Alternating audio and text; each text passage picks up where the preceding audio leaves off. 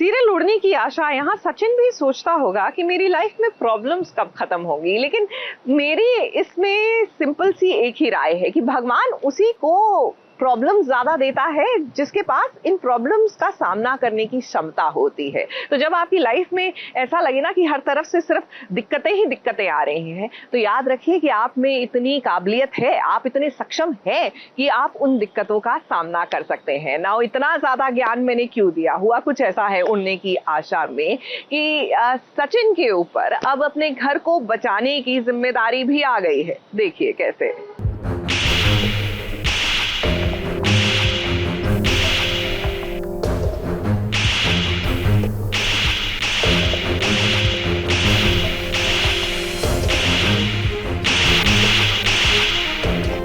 Monsoon ने दस्तक दे दी है और मुंबई में झमाझम बारिश भी हो रही है। पर बात अगर सीरियल उड़ने की आशा के देशमुख परिवार की करें तो यहाँ तो थप्पड़ की बरसात हो रही है। ऐसा पहली बार हुआ है कि आजी ने अपनी बहू रेणुका को थप्पड़ मारा हो, क्योंकि आज रेणुका ने वैसा काम ही किया है। और रही बात तेजस की, वो तो हमेशा थप्पड़ खाने वाला ही काम करता है। जैसे आज भी परेश ने बेटे को पूरे घर वालों के सामने थप्पड़ जड़ दिया।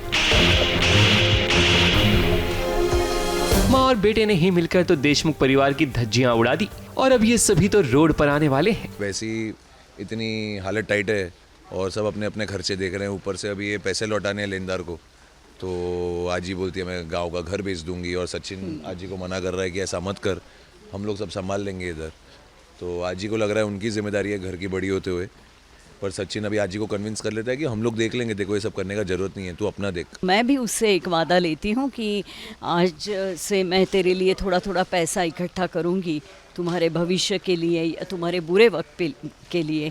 तो जब भी मैं वो जमा पूंजी तुझे दूंगी तो मना मत करना। सचिन और साइली भी सोच रहे हैं कि भला वो अपना घर कैसे बचाएंगे, क्योंकि मंदिरा से जो पैसे रेणुका और तेजस ने उधार लिए थे अब उसे लौटाने की जिम्मेदारी खुद सचिन ने ले ली है। बस सचिन के साथ साथ आजी भी कहती है कि वो अपनी जमीन बेचकर पैसे दे देगी ताकि सचिन और परेश बेघर ना हो। पर सचिन अपनी दादी से पैसे नहीं लेना चाहता। वो जानता है कि कोई ना कोई जुगाड़ वो कर ही लेगा और मंदिरा को पैसे लौटा देगा। ये जो सचिन और साइली है ना, इनको मैंने सबक सिखाना है। ये लोग मेरे साथ ना बहुत ही गलत इन्होंने किया है, मुझे जेल में डाल दिया, पुलिस बुलाई और इतना बेइज्जत किया है ना। तो मैं अभी चुन चुन के बदले लूँगी, गिन गिन के बदले लूँगी, उनको घर से बेघर कर दूँगी। रेणुका और तेजस ने जितना सचिन और साइली को परेशान किया है उतना तो साथ दुश्मन भी नहीं करेगा। मगर कहते हैं ना, जब बात घर की हो तो बहुत कुछ सोचना और सहना पड़ता है, क्योंकि दर्द तो दोनों तरफ से होता है। मुंबई से प्रिया धावड़े के साथ एबीपी न्यूज रिपोर्ट।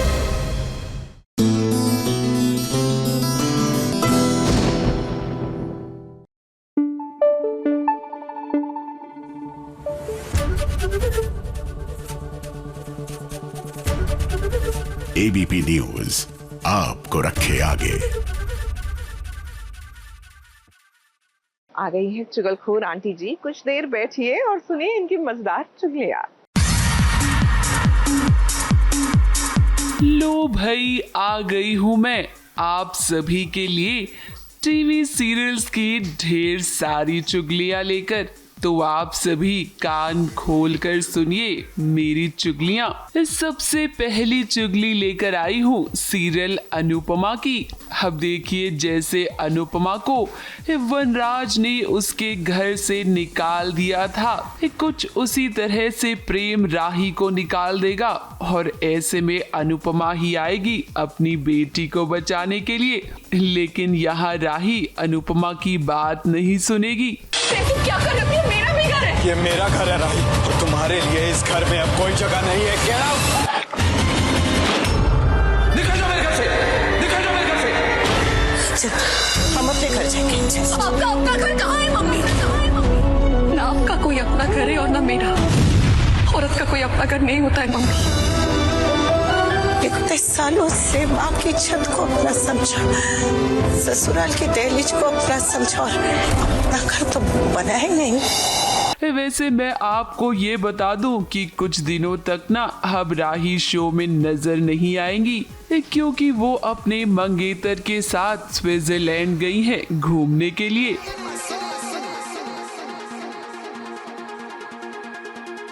अगली चुगली लेकर आई हूँ सीरियल क्योंकि सास भी कभी बहू थी की तुलसी जेल में अपने दिन काट रही है, लेकिन किसी को अभी तक सच का पता नहीं लगा कि पार्थ की जान उसने नहीं बल्कि नंदिनी ने ली थी।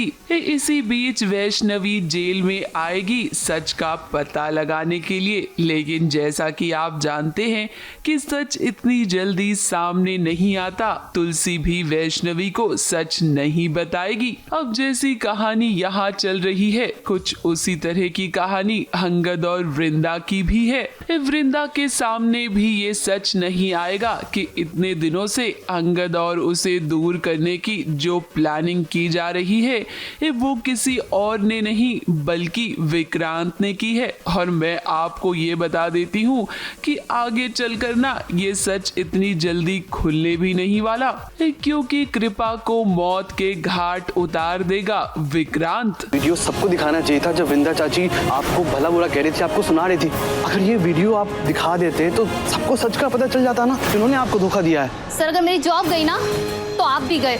मैं सबको सच बता दूंगी। कौन सा सच? वही हॉस्पिटल वाला सच, जहां आपने वृंदा मैम के बच्चे के पिता की जगह अपना नाम जानबूझकर रखा, और वो एआई की नकली ऑडियो। अरे तुम बोल रही हो कृपा कि एआई का आइडिया तुम्हारा था?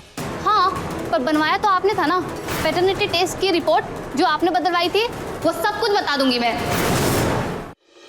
अगली चुगली मैं लेकर आई हूँ सीरियल ये रिश्ता क्या कहलाता है कि एक ही हॉस्पिटल में एडमिट हुए अरमान और अभीरा।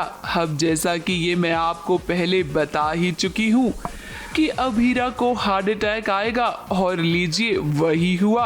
अरमान के साथ साथ अभीरा भी इस हॉस्पिटल में एडमिट हो गई, और अब घर वाले इसी सोच में पड़ गए हैं कि आखिर वो किसकी जान बचाएं। और बगैर ऑक्सीजन सिलेंडर के सर्जरी करना बहुत ही क्रिटिकल होगा। प्लीज कुछ इंतजाम कीजिए। ठीक है, हम कुछ इंतजाम करते हैं। Thank you. माधव जी, आप कहाँ जा रहे हैं? हम लौट के बताते हैं विद्या। अगली चुगली में लेकर आई हूँ सीरियल तुमसे तुम तक की। तो भाई देखिए, एक कहानी आगे बढ़ रही है, लेकिन सच का खुलासा हो ही नहीं रहा। मेकर्स ट्रैक को काफी खींच रहे हैं, और मुझे लगता है कि राजनंदिनी का सच ना अब तो अनु को पता चल जाना चाहिए। वक्त अपना हिसाब मांगने निकल पड़ा है। हर दबा हुआ रात ऊपर आ रहा है। तूफान आने वाला है, इसमें सब बह जाएगा। उम्मीद करता हूँ अरिमर्दन ने तुम्हें सच बताया होगा। राजनंदिनी के साथ क्या हुआ, वो कैसे मरी।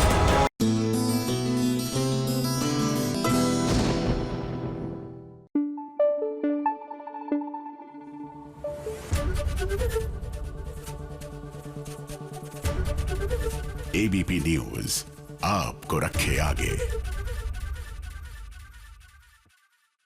This is like my ultimate monsoon combination. मतलब इसके लिए तो मैं अपना कैलोरी काउंट, अपना चीट डे सब कुछ भूल सकती हूँ। कैन यू इमेजिन, बरसात और वड़ा पाव।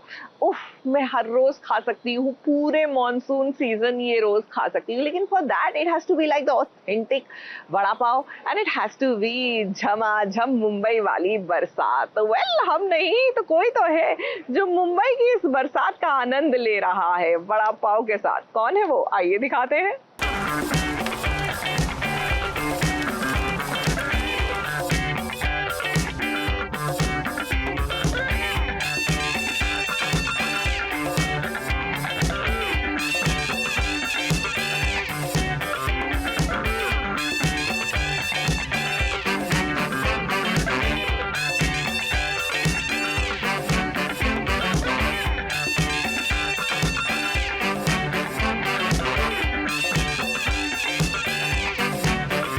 बरसात में चटपटी चीजें खाने का मन करता है, जैसे समोसा पाव, वड़ा पाव और गर्मा गर्म भजिया।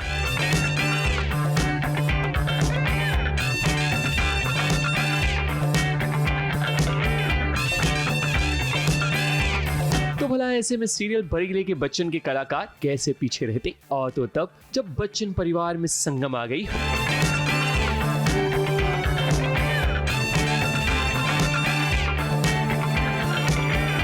देखिए कैसे इन्हें जब शूटिंग से फुर्सत मिली तब सभी ने मिलकर मॉनसून को एंजॉय किया।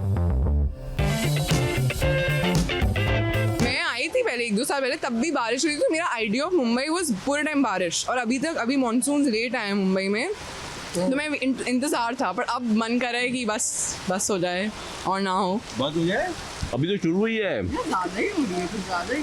मतलब आपको अलग आइडिया था मुंबई के बारे में, यहाँ पे ज़्यादा ही होती है। 1 महीना मैं रुकी यहाँ और बस बारिश हो रही थी। अब मैं जब आई तो जून में होती है यूजुअली, और नहीं हुई बिल्कुल भी। तभी आप लोगों ने देखा होगा हम कैसे चस्के लगा के खा रहे हैं। हाँ, हम लोग खा रहे थे, और जैसे शादी में खाने के प्लेट पे लोग कैमरा घुमाते ना, वैसे कैमरामैन साहब हम पे कैमरा घुमा रहे थे। मुझे तो कभी कुछ खास नहीं लगा वड़ा पाव, पर ये सेकंड टाइम मैं खा रही हूँ, बहुत अच्छा है। मतलब टेस्ट ग्रो हो रहा है। हर जगह पे डिपेंड भी करता है कि आप कहाँ का खा रहे हो। सूखी लाल चटनी के साथ और भी मजा आता है। पर ये अगर एयर फ्राइड होता तो और अच्छा लगता ना, एयर फ्राइड होना चाहिए था। जिसका जो टेस्ट है भाई, किसी को लाल चटनी सूट करती है, किसी को नहीं सूट करती है। जैसे मुझे कभी भी मैं मिर्ची वाला ज़्यादा खाता हूँ तो मुझे हिचकियाँ स्टार्ट हो जाती हैं। तो जिसको जो सूट होता है वो वैसे करे, कोई प्रेशर नहीं है, नो प्रेशर एट ऑल। चाय और गुड डे बिस्किट, जहाँ मतलब घूमने के लिए तो फिर कहीं भी पहाड़ों में, जैसे माथेरन चले जाओ या लोनावला चले जाओ। वाह, चाय और इसको जैसे गुड डे है, मेरे को मारी बिस्किट पसंद है। और घूमना तो ऑब्वियसली, बट मुंबई में घूमने के लिए बहुत सारी जगहें हैं, और बट बारिश में उन जगहों का मज़ा ही अलग हो जाता है। मैं बताता हूँ मुंबई में कहाँ जा सकते हो। बारिश हो रही है, बीच पे जाओ। बीच नहीं तो संजय गांधी नेशनल पार्क में कनेरी केव्स है, वहाँ जाओ। अभी मुंबई से थोड़ा आगे, लोनावला से थोड़ा पहले बहुत सारे ट्रैकिंग स्टेशन हैं, ट्रैकिंग जगह हैं, छोटे छोटे हिल्स हैं, वहाँ जाओ, बहुत मज़ा आता है। वाटरफॉल्स में बहुत मज़ा आता है। मोमोज मुझे बहुत अच्छे लगते हैं, मैगी बहुत अच्छी लगती है, और क्या अच्छा लगता है, गोलगप्पे वगैरह। बट बारिश के टाइम मोमोज और मैगी। अरे तू कांदे के पकोड़े कुछ बोल रही थी, पकोड़े कुछ। हाँ, प्याज के पकोड़े भी। प्याज मुंबई में कांदा कहते हैं, नॉर्थ में प्याज कहते हैं, वही एक ही चीज़।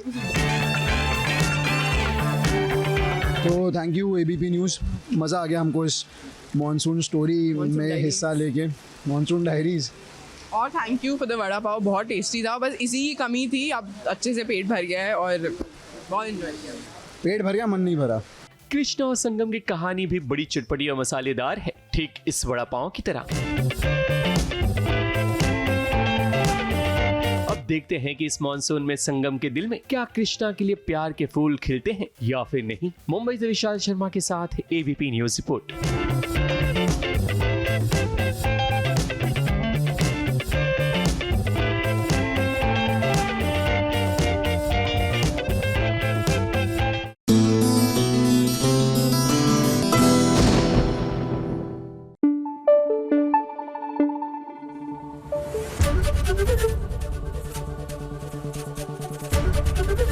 एबीपी न्यूज़ आपको रखे आगे। देखिए, पति पत्नी में जितनी भी तू मैं हो जाए, बहस हो जाए, लेकिन जब प्रॉब्लम आती है ना, तो यही दोनों एक साथ मिलकर खड़े होते हैं। अब महादेव एंड सन्स में महादेव और विद्या का रिश्ता जो है किसी से छुपा हुआ नहीं है, लेकिन जब महादेव का एक्सीडेंट हुआ तो किस तरह विद्या ने ध्यान रखा महादेव का, ये भी देख लीजिए। ये हमारी 2500 रुपए की बुसट है, अगर इसको किसी ने हाथ भी लगाया ना, सच कह रहे हैं हम, कह दो हम छोड़ेंगे नहीं उसको।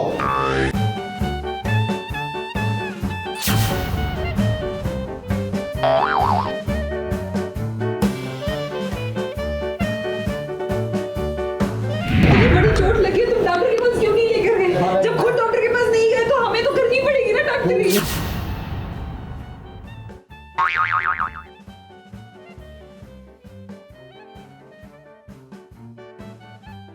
ऐसा क्यों होता है भला महादेव के घर में हर दिन एक नई कहानी पनप ही जाती है। कभी बच्चों को लेकर महादेव और विद्या लड़ पड़ते हैं, तो कभी बच्चों की खातिर ही इनके रिश्ते में दरार आ जाती है। अब देखिए, महादेव का एक्सीडेंट हो गया है। विद्या भले ही महादेव से नाराज है, लेकिन अपने पति को वो यूं छोड़ नहीं सकती है दर्द में तड़पते हुए। फिर ऐसे में महादेव के घाव पर मरहम भी लगाना है। समय समय पर दवाई भी देनी है, तो भाई पत्नी के अलावा इतनी सेवा कौन कर सकता है। नहीं, सब्जियों के चक्कर में हो गया, सब्जी खरीदने निकला था गाड़ी से, हरी हरी सब्जियां, उस चक्कर में महादेव का एक्सीडेंट हो गया। विद्या और महादेव का एक गुस्से वाला बैंटर चल रहा है, लेकिन वो फ़नी वे में है, means for everybody else is as funny, लेकिन वो आपस में एक दूसरे से झगड़ रहे हैं कि आप ऐसे करो, आप वैसे करो, पीठ पे दवा लगानी है, और वो बोल रहा है मैं दवाई में बिलीव नहीं करता, मैं मिट्टी के लेप में बिलीव करता हूँ। तो वो सारे का सारा I think the whole banter is quite funny. वो तो करते हुए भी हंसी आ रही थी और वैसा वाला लग रहा था। विद्या ने अपने दिल से खटास निकाल दी है और अब वो महादेव के कमरे में एक बार फिर से आ गई है।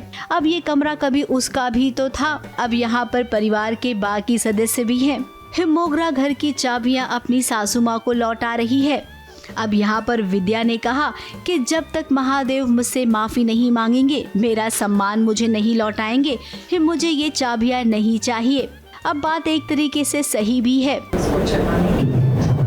किसी के इजाजत की जरूरत नहीं है, और इसीलिए हमें चाबियाँ तभी लेंगे जब देव खुद अपने हाथों से हमें चाबियाँ सौंपेंगे। मोगरा यही कोशिश कर रही है कि किसी ना किसी तरीके ये मम्मी जी पापा जी के सामने सच्चाई ना आए और हमें सैडली चाबी देनी पड़ रही है वापस, क्योंकि हमें फिर ब्लैकमेल होगा कि अब तो 10 लाख रुपए नहीं दिए हैं, अब तो सच्चाई वापस आएगी, तो दे रहे हैं चाबी वापस। यही बोल रहे हैं कि जो भी इन दोनों में झगड़ा हुआ है, माफ़ी अगर महादेव जी मांगेंगे तो ही I will accept it, otherwise ऐसा कोई उनको ऐसा लगता है कि डिसरिस्पेक्ट किया गया है तो वो नहीं मानेंगे। लेकिन उन दोनों के झगड़े कराने का हाथ जो है वो मोगरा का है। वहीं दूसरी ओर आगे आप देखेंगे महादेव एंड सन्स में बहुत जल्द ऐसा आएगा जहां पर घर की महिलाएं काम करने जाएंगी।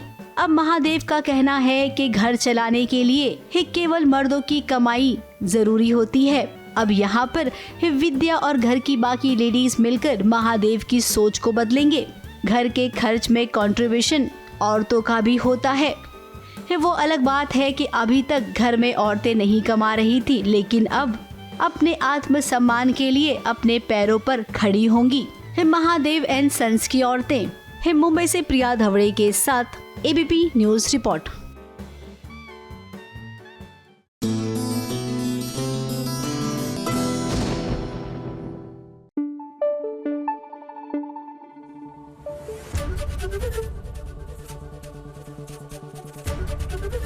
एबीपी न्यूज आपको रखे आगे।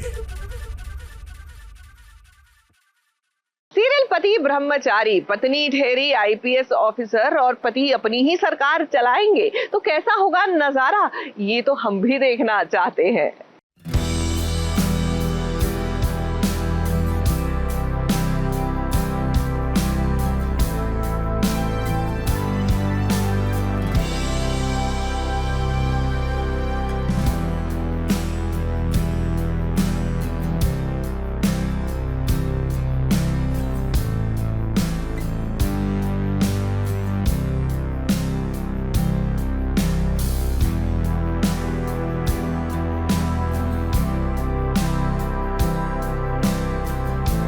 ईशा के आईपीएस ऑफिसर बनते ही देखिए उसे किडनैप कर लिया गया।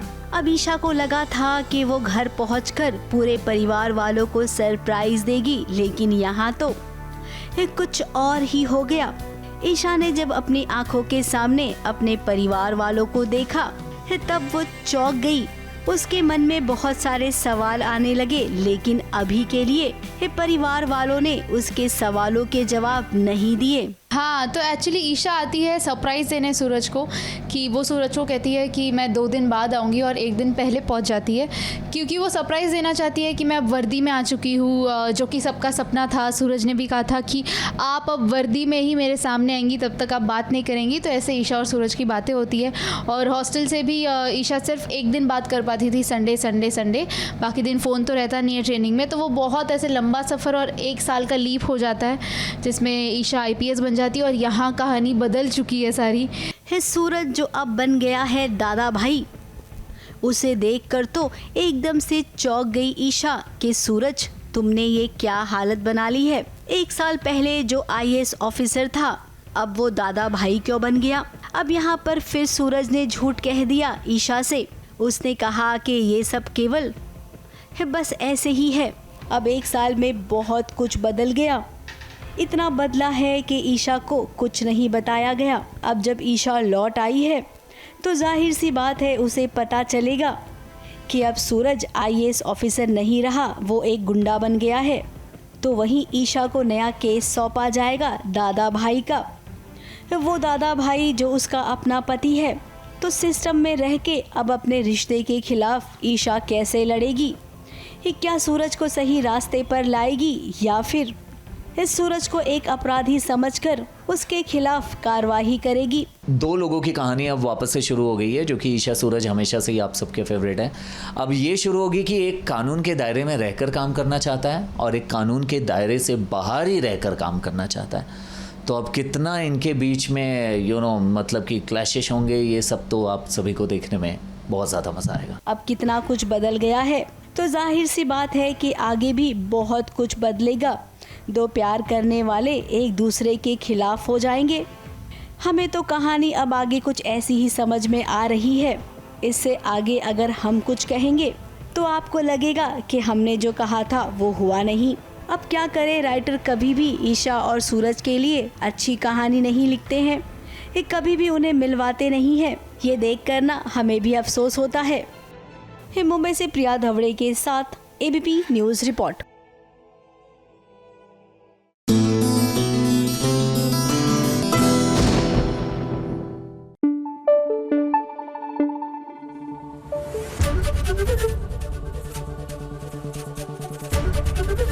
ABP न्यूज़ आपको रखे आगे। तुम देना साथ मेरा, और इसमें यहाँ ललित ने क्या किया? नहीं, हम अपने कैमरा पर्सन ललित की बात नहीं कर रहे हैं, लेकिन तो हम तो सीरियल के ललित की बात कर रहे हैं जिसने अपराजिता को किडनैप कर लिया है। लेकिन चिंता मत कीजिए, यहाँ पर घर वाले पुलिस लेकर पहुंच गए हैं ललित के घर। हमारे कैमरामैन के घर नहीं, सीरियल के ललित के घर।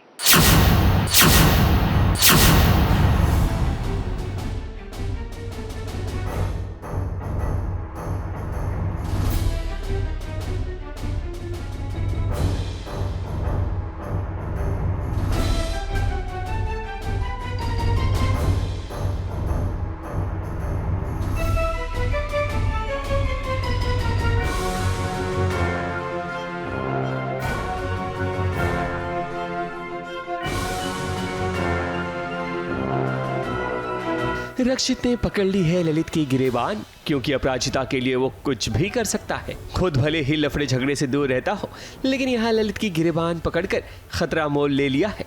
पर रक्षित को घबराने की जरूरत नहीं, क्योंकि रक्षित अकेला नहीं बल्कि सुरक्षा कवच मतलब कि पुलिस फोर्स अपने साथ लेकर आया है। अपराजिता गायब हो चुकी है और उसे पूरा यकीन है कि यह काम किसी और ने नहीं बल्कि ललित ने किया है। ललित तो बेवफा तो था ही अपराजिता के लिए, मगर वो इतना खतरनाक बन जाएगा कि उसका किडनैप करके उसे मौत के घाट उतारने की कोशिश करेगा, इसका किसी को गुमान भी नहीं था। अगर सच बात बताएं तो एक ही बंदा है जिसने किडनैप किया है, करने की कोशिश की है, किया है या नहीं ये तो हम उसके लिए सीरियल देखना पड़ेगा। बहुत कुछ होने वाला है। हम लोग बहुत बार पुलिस स्टेशन जा रहे हैं, वापस आ रहे हैं, इधर उधर ढूंढ रहे हैं, इमोशनल सीक्वेंस हो रहा है। मालती रक्षित का गरेबान तक पकड़ ले रही है और बात कर रही है कि क्या हुआ, तूने क्यों किया टाइप्स। और अभी जबकि उसकी मम्मी को मैंने घर से निकाला है बाहर, ये कह के कि आप लोग घर से बाहर निकल जाइए क्योंकि आप लोगों ने मेरी बेटी की ज़िंदगी बर्बाद करके रखी है। So I am connecting the dot कि इन लोगों ने जानबूझ के मेरी बेटी पे गुस्सा निकालने के लिए ये सब किया है, क्योंकि उसे मना कर दिया। अपराजिता किडनैप हो चुकी है, इसलिए तो उसके घर वाले परेशान होते हैं कि आखिर वो कहाँ चली गई। अपराजिता की माँ मालती को लगता है कि ये सारा किया धरा रक्षित का हो सकता है, इसलिए उस पर चिढ़ती भी है। मगर कुछ वक्त गुजरने के बाद पता चलता है कि कहानी कुछ और है। ललित पुलिस वालों को देख घबरा जाता है और वो कहता है कि आखिर सब लोग यहाँ क्यों आए हैं। फिर क्या, उर्मिला जब पोल खोलती है तब ललित की सिट्टी पिट्टी गुल हो जाती है। हाँ, मतलब ये कोशिश तो अपनी पूरी करता है कि ये बिना किसी अड़चन के अपने प्लानिंग को अंजाम दे दे, लेकिन कहीं ना कहीं आसपास लोग भी हैं, उनके भी दिमाग हैं। अगर इसका दिमाग है तो वो भी सोचते हैं कि यार गड़बड़ तो है। तो यहाँ पे उर्मिला जी ने देख लिया था मुझे ले जाते हुए उस टैंकी को, तो यहाँ बड़े फुल कॉन्फिडेंस में मैं बोल रहा हूँ कि नहीं यार, ऐसा नहीं है, तुम लोग मेरे घर पे कैसे तुम ताला वाला तोड़ सकते हो। तो वो आके उनके दिमाग में शक का बीज बो देती है कि नहीं यार, इसको तो मैंने कल देखा था, ये लेके जा रहा था उसको ड्रम को कुछ रोल करते हुए। तो वहाँ पे सबका दिमाग घूमता है कि खोल बेटा दरवाज़ा। Then I open the gate. Lalit तो अपराजिता को नीले ड्रम में बंद करके रखता है, मगर यहाँ अपराजिता की जान किसी भी तरह बच ही जाएगी, वरना कहानी कैसे आगे बढ़ेगी। मगर हर किसी का नसीब अपराजिता की तरह नहीं होता। खैर, ललित को उसके कर्मों की सजा कानून तो जरूर देगा, इसलिए रक्षित बाबू आपको ज्यादा स्ट्रेस लेने की जरूरत नहीं। मुंबई से शिवानी सिंह के साथ एबीपी न्यूज रिपोर्ट।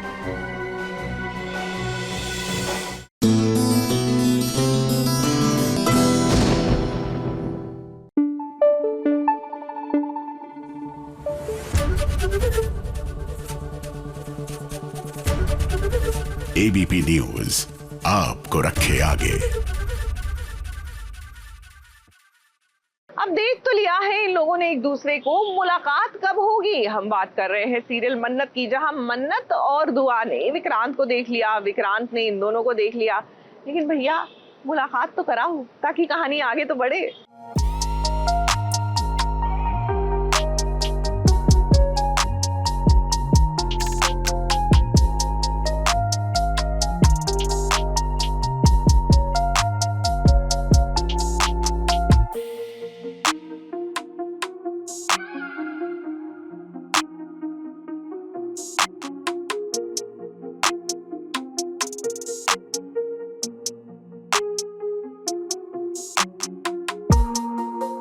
मन्नत और विक्रांत का हो गया है आमना सामना, तो वहीं दूसरी ओर बच्चों ने भी देख लिया है विक्रांत को।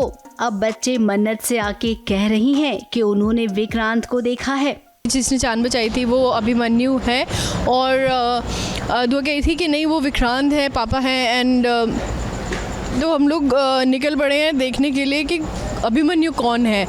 एंड जब वो देखती है तो उनको Vikrant, but Vikrant is not responding. उनको नहीं पता कि मतलब वो रिलेट नहीं कर रहे, तो अभी इसका कोई लॉजिकल एक्सप्लेनेशन नहीं है। तो मन्नत को लग रहा है कि कुछ तो रीज़न होगा अगर विक्रांत नहीं पहचान रहे। अब मन्नत तो जान गई है कि मान्यता के परिवार वाले जिन्होंने विक्रांत को अभिमन्यु बना दिया है, वो किसी भी हालत में मन्नत के पास विक्रांत को आने नहीं देंगे। तो ऐसे में अब क्या करेगी मन्नत? अब मन्नत को एक आइडिया सूझा। जैसा कि आप सब जानते हैं, अभिमन्यु और मान्यता की शादी होने वाली है।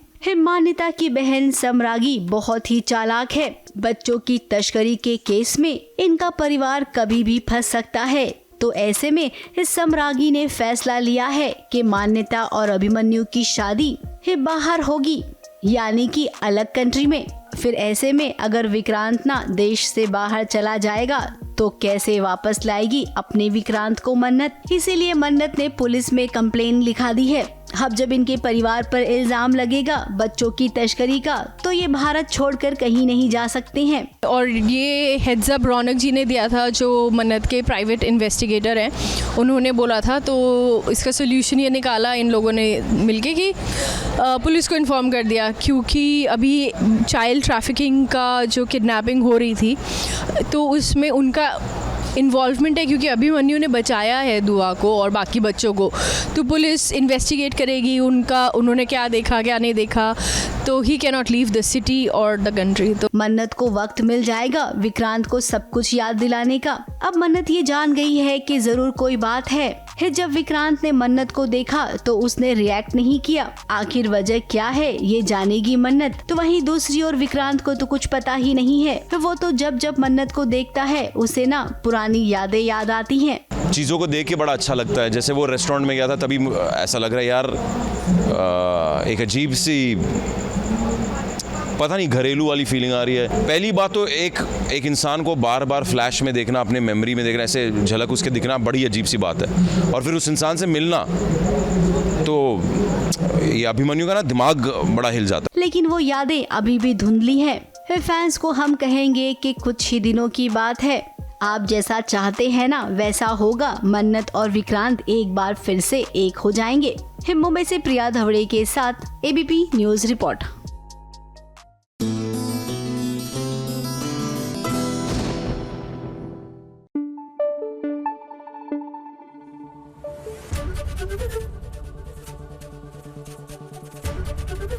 एबीपी न्यूज आपको रखे आगे। अच्छा, ऐसे ही महिलाओं को बदनाम किया जाता है कि ये दो लोगों के बीच में बातें कर करके इधर की उधर फूट लाती हैं। अब आप वसुधा में देख लीजिए, वसुधा और चंद्रिका देवी के बीच में जो गलतफहमियां होने जा रही हैं, ये कोई महिला नहीं लाएगी, ये तो समर लाएंगे, जिनके पास और कोई काम नहीं है सिवाय आग लगाने के।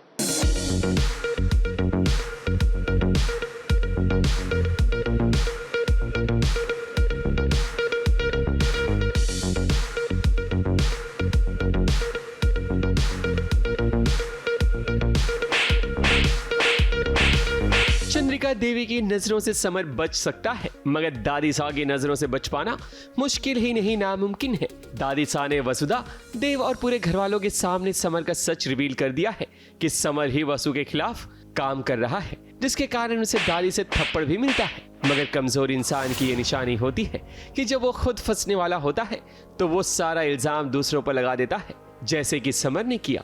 समर सबके सामने ये बताता है कि विलेन वो नहीं बल्कि वसुधा के रास्ते में रोड़े अगर कोई डाल रहा है तो वो कोई और नहीं बल्कि देव की मां चंद्रिका देवी है। देखिए, चंद्रिका का जो तरीका है वो तो हमेशा अलग ही होता है, और चंद्रिका के हिसाब से हर कोई हिंदी नहीं बोल सकता है, तो इंग्लिश ऐसी लैंग्वेज है जो बहुत सारे कंट्रीज़ में ऑल ओवर वर्ल्ड चलती है, तो उस हिसाब से उसे लगता है कि अपनी भाषा के अलावा भी कोई दूसरी भाषा भी जाननी बहुत ज़रूरी है।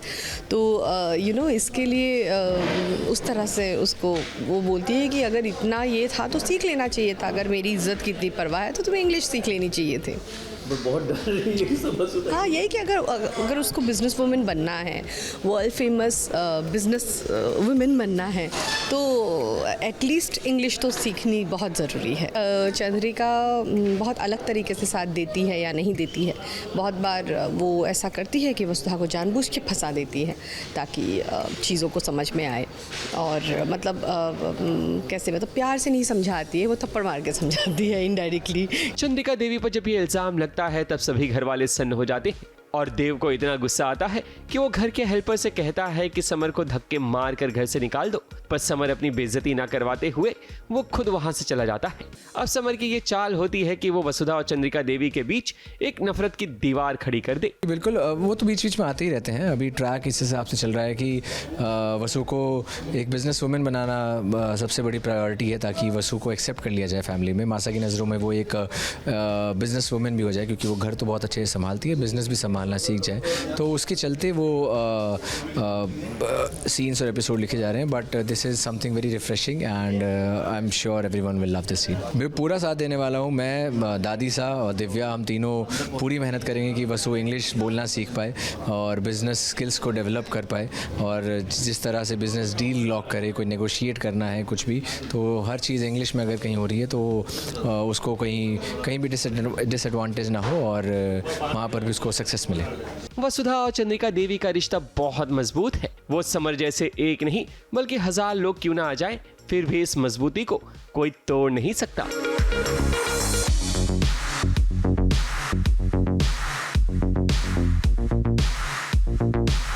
मुंबई से विशाल शर्मा के साथ एबीपी न्यूज रिपोर्ट।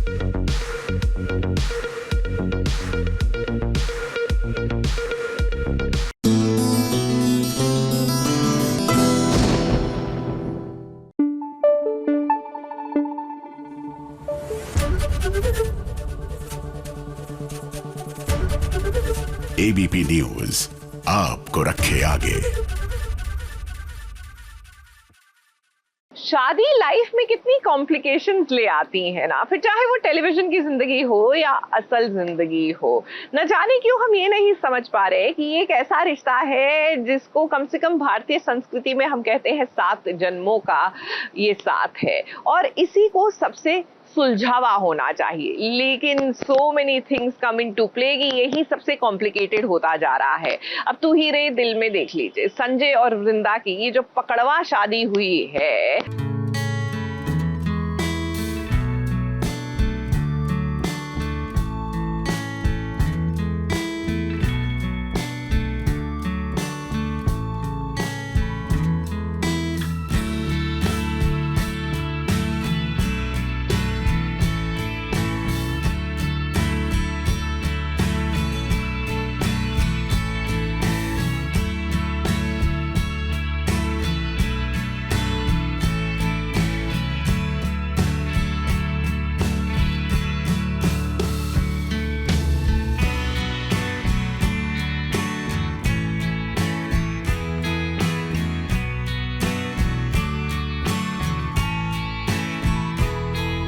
कंफ्यूजन के चलते एक शादी ऐसी और हो गई है जहां पर संजय तो आया था वृंदा की मदद करने, लेकिन उसे क्या पता था कि यहाँ तो वृंदा और संजय की शादी हो जाएगी।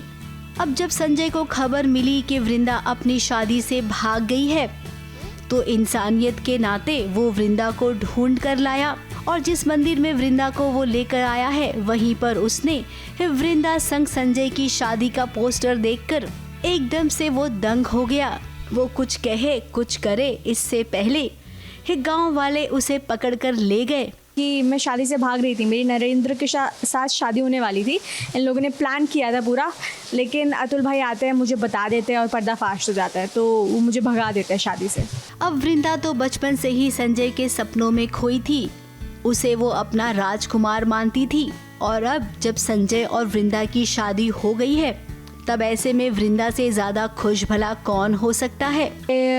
दिस इज़ वेरी पर्टिकुलर और बहुत स्पेसिफिक गुजराती लुक है और इसमें वाइट और रेड साड़ी पहनते हैं गुजराती लोग जब भी शादी होती है, तो वो है साथ में हाथ फूल और वो रेड वाइट ज्वेलरी, जैसे हम देखते हैं ना नॉर्मली कि जो नॉर्थ इंडियन लोग होते हैं वो चूड़ा पहनते हैं, यहाँ पे चूड़ा नहीं होता है, ये रेड वाइट ऐसे बैंगल्स होते हैं और साथ में मुझे पूरी गोल्ड ज्वेलरी, जैसे कि हम देखते हैं विलेजेस में कैसे होता है, वो एकदम गोल्ड से दिखाते लड़की को कि हमारी लड़की अच्छे घर की है। वही संजय के पैरों तले जमीन खिसक गई है क्योंकि अभी कुछ घंटे पहले ही इस मंदिर में वो अपने प्यार के साथ आया था, यानी कि स्वाति।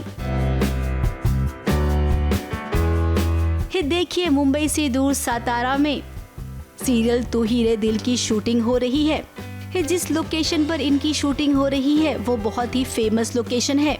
बॉलीवुड की कई फिल्मों की शूटिंग यहाँ पर हो चुकी है। हमें इतना कंफर्टेबल लग रहा है और हम सोच रहे हैं कि भाई यहीं बैठे रहें और नेचर को एंजॉय करें, पेड़ नदी देख रहे हैं, तो बहुत ही खूबसूरत जगह है। Beautiful beautiful out of this world. अब बरसात आ गई है तो शूटिंग वाले लोकेशन पर भी झमाझम बरसात देखने को मिल रही है।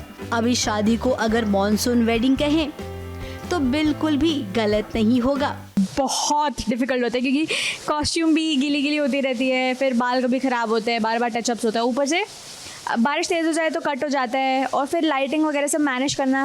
Hats off to the entire team, direction team और डीओपी टीम, बहुत मेहनत करे वो लोग। अब इस मंदिर में संजय, स्वाति और संजय की माँ तीनों आए हैं। हालांकि यहाँ पर वृंदा भी है। मंदिर में भगवान से दर्शन करके पंडित जी से मिल रही है, उसे आशीर्वाद भी मिला। अब संजय तो वृंदा को अपनी अच्छी दोस्त मानता है, उसे क्या पता है कि कंफ्यूजन बहुत बड़ा होने वाला है। मैं ये सोच रहा हूँ कि अगर जब इनको पता चलेगा कि ये दोनों मेरा क्या हाल करेंगे, मैं उससे डरा हुआ हूँ, बहुत डरा हुआ हूँ। प्लीज, सिचुएशन ऐसी है जहाँ पे बेचारा संजय फंस गया है। इसमें धोखा तो वो किसी को नहीं दे रहा, बेचारा संजय। वो अपने आप को तो जस्टिफाई करना पड़ेगा। वही स्वाति को जब पता चलेगा कि संजय की शादी अब हो गई है वृंदा से, तो वो क्या करेगी? ये क्या गांव में हुई इस शादी के बारे में स्वाति और संजय के घर वाले जान पाएंगे? हमें तो लगता है कि शहर में पहुंचने के बाद वृंदा किसी से नहीं कहेगी कि वो संजय की पत्नी है। संजय और स्वाति की शादी हो जाएगी। एक ही छत के नीचे दो दो पत्नियां रहेंगी संजय की, एक गांव की और दूसरी शहर की। अब किसका नसीब कब चमकेगा ये तो आने वाला वक्त ही बताएगा। मुंबई से विशाल शर्मा के साथ एबीपी न्यूज रिपोर्ट।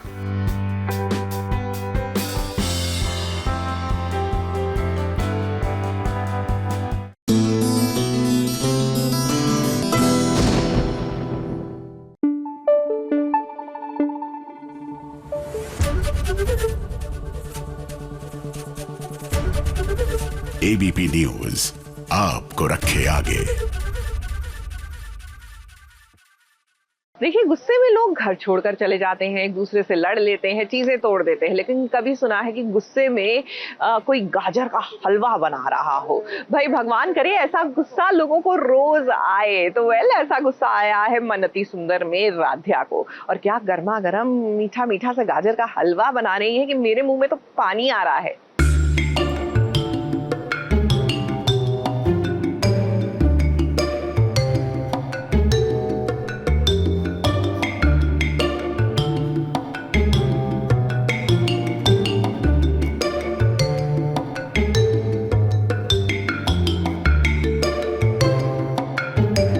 टेंशन में भला गाजर का हलवा कौन बनाता है? अब हम और आप तो नहीं बनाते हैं, लेकिन हाँ, हमारी राध्या जरूर बनाती है। रसोई में आज सासू माँ के साथ राध्या आई है और उसने सोचा कि चलो, घर में कोई मेरी बात नहीं मान रहा है, प्रथम मुझसे नाराज है, तो मैं ऐसे में क्या करूँ? कुछ नहीं करते हैं, चलो रसोई में गाजर का हलवा बनाते हैं। अब गाजर का हलवा बनाते बनाते राध्या एक अलग ही दुनिया में चली गई। अब सासू माँ राध्या को समझा रही हैं कि अगर तुम अपने पति की मदद करना चाहती हो तो करो, भले से पति नाराज हो जाए। अब यहाँ पर हम अपने दर्शकों को बता देते हैं कि आखिर माजरा क्या है। अब प्रथम को बिजनेस में लॉस हो गया है। टेंडर के लिए उसने बहुत सारे पैसे उधार लिए थे, अब नुकसान हुआ है, लेकिन पैसा तो चुकाना पड़ेगा। दरअसल घर में इतनी बड़ी मुसीबत आ गई, स्पेशली प्रथम के ऊपर मुसीबत आ गई है। उन्हें एक बहुत बड़ा कॉन्ट्रैक्ट मिलने वाला था 5 करोड़ का, जो मिल नहीं पाया है, और उन्होंने 2 करोड़ रुपए किसी से उधार लिए थे,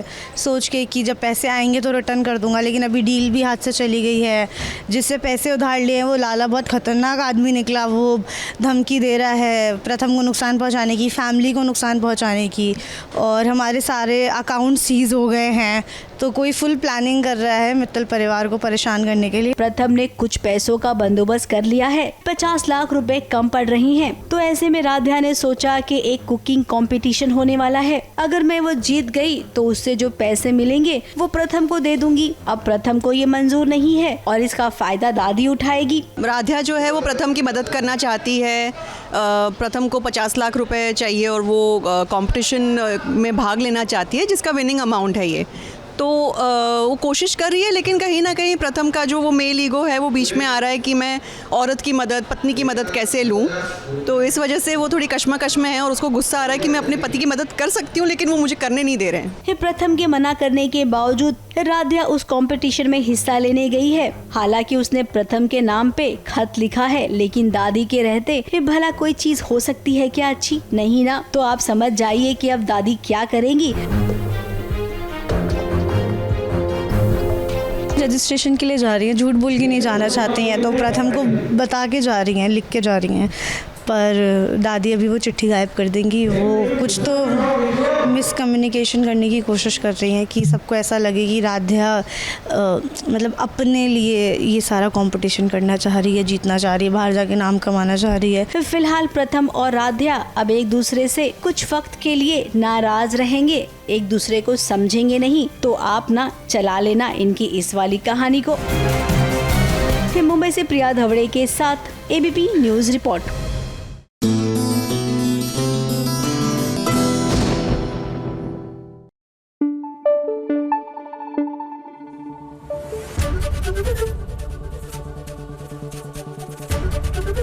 एबीपी न्यूज आपको रखे आगे।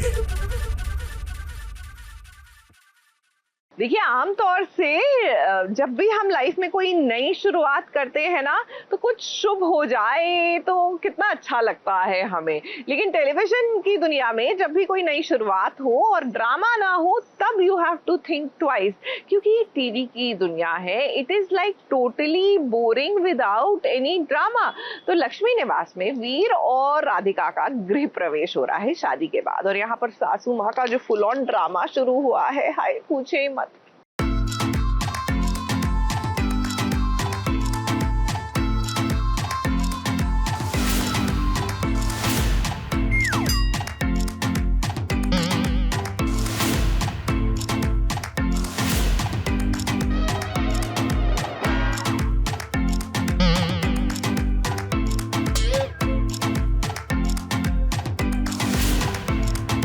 वाह जी वाह, इसे कहते हैं टीवी सीरियल वाला टिपिकल ड्रामा, जो कि बहुत कम देखने मिलता है। और जब ऐसे ड्रामे होते हैं तो कहानी हिट हो जाती है।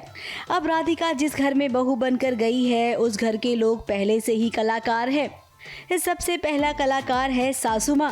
इस लड़की को मैं अपने घर में बर्दाश्त नहीं करूंगी, कतई नहीं करूंगी। जिसे मंजूर नहीं है कि बहू रानी का गृह प्रवेश हो।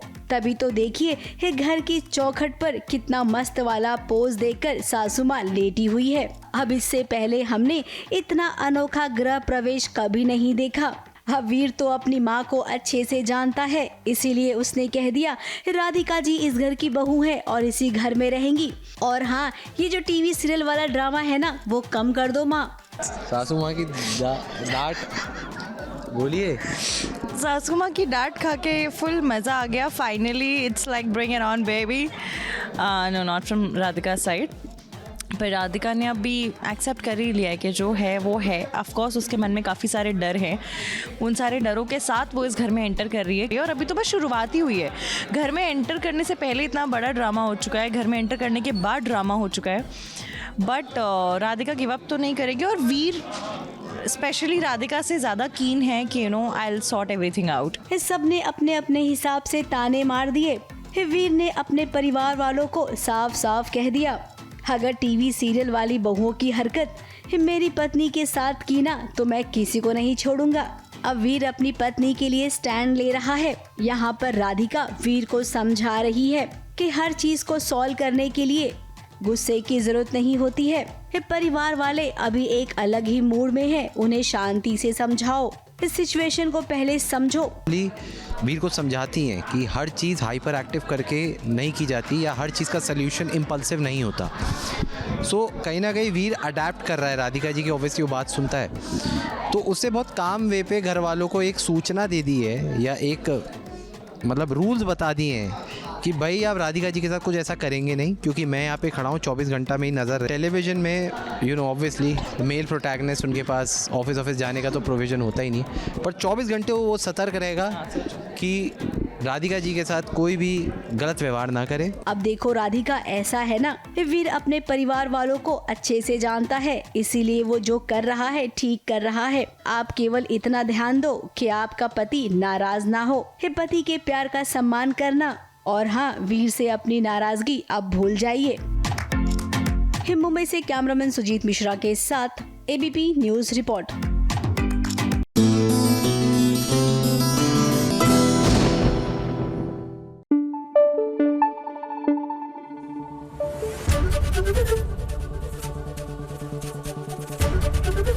एबीपी न्यूज आपको रखे आगे।